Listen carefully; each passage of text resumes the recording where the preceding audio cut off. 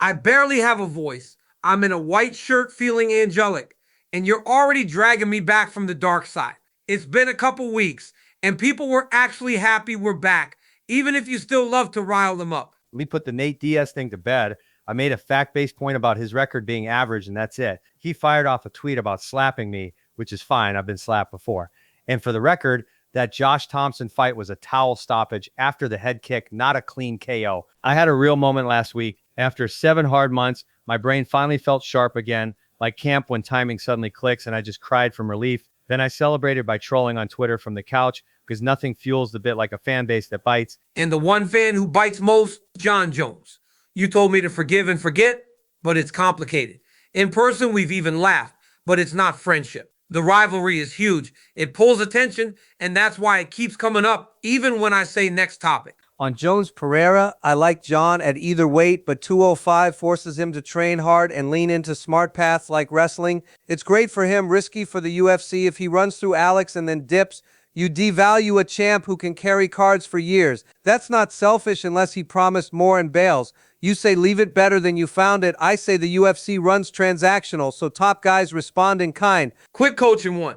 You don't love cornering because your presence becomes the story, not the kid on the mat. Fair, and it's hard to mute a big personality at tournaments. At lightweight, Arman Zarakian isn't getting the title shot. The boss pointed at the headbutt, but it feels like more than that. Ilia Topuria is dealing with personal stuff, says he'll be back around April or May, and the UFC seems patient with him. Arman made mistakes, sure, but he's been outstanding and has that 3-round history with Makhachev. I get why the UFC prefers Paddy's star power, but it looks like Arman's being skipped. Fighters still rate him. Paddy says he'd never duck. The promotion can also just not offer the fight. I think Arman beats Paddy and Gaethje, and I'd call Topuria a toss-up. The division's old and a turnover's coming. We've got big cards stacked back-to-back, and yes, Australia is a haul. Before I let you go, Justin or Paddy? I'm rooting for Justin, but I'll lean Paddy. He's improving, even though I thought he lost to Jared Gordon at the time. About the White House card, does Conor finally fight? It'd be poetic if a turn to faith got him back in the cage. If he does, I get why Chandler should get it after waiting forever. But if you're the UFC, you floated Ian Machado Gary.